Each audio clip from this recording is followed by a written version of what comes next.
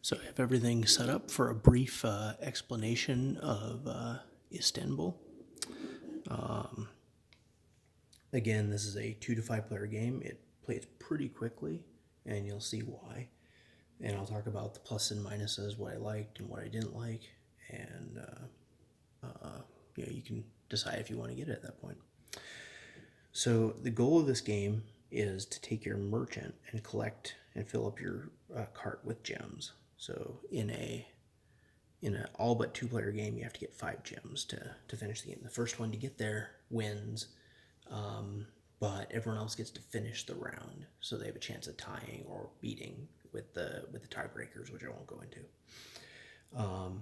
The 2 key points of this game is you have to collect resources or money and then trade those in for gems. And the way you do that, and probably the most unique aspect, is you move your stack of guys. You'll start out with this many, and say I want to, you can move 1 or 2 spaces and then do the action. So say I wanted to do the action here, I would go 1, 2, and then I would leave a guy there. When I leave a guy there, that means I took the action. I can also later come back and pick it up, or I'll have to at some point come back and pick it up. So here I would get maximum of my fruit. So I'd move my fruit counter on my wagon to however far I can get. And you can upgrade this with another tile. Then on my next turn, I could go, oh, I want to get max green. Well, assume I've used up all my guys and I'm down to this. Now I have to either go back to the fountain to get all my guys back, or I have to go back here and collect another guy, which then I take the action again, but I'm full on fruit. So there's the problem. It's like a path building. I think kind of like 5 Tribes, but maybe a little bit more simplistic. Other unique features, once you trade things in, you get these cool looking gemstones, which they did a great job on.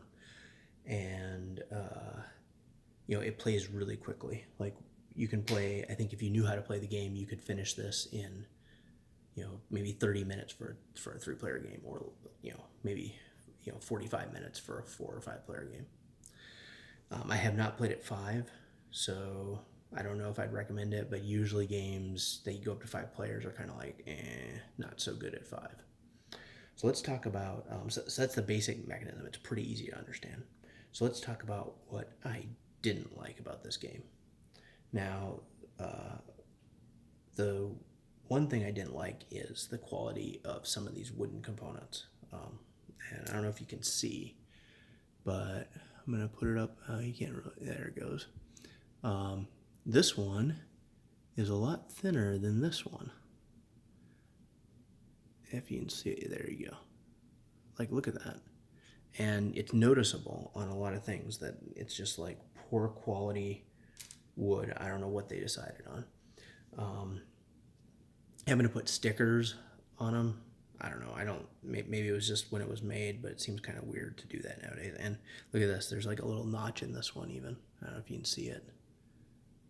But yeah, it's like, it's just poor quality of the wooden pieces, at least in mine. The other thing I didn't like is there seems to be some strategies that, at least in our game, seem to dominate. And the main one is the gem dealer strategy. Basically finding a route where you can collect money quickly and go back to the gem dealer and just get your gems that way, because the cost only ever goes up by 1 money. So it's a very efficient way to get gems. Now the first one costs a lot, but if you can figure out a way to make that amount of money really quickly, you can just do kind of a loop and keep making it. That's the negative. The positives about the game, I would think that the rest of the game is pretty good actually. Positives, the quality of the cardboard components is very good. It's cool they have this punched out thing. Everything punched out very cleanly. I like, basically everything cardboard was done very well in this game compared to a lot of other games I played. The random nature of the map. So, this is just a small example, but usually you'd lay out, I think it's a 4x4 grid. And being able to randomize it allows for a lot of replayability. The other thing I liked about this is, like I said earlier, the cool gems. it kind of goes back to the cardboard component quality. So overall, I think it's a very good game. I don't know how many more times I'm actually going to play it with friends, just because of the. I think that it's kind of like a race to figure out the optimal strategy first, and at least from what I've seen, the easiest one to optimize is the gem dealer strategy. Now, there's probably other ways to do it, or maybe you should read online. You could go, oh, there's some other ways to do this, but it was always like the gem dealer one, and then people that were doing like other strategies like the Sultan, or uh,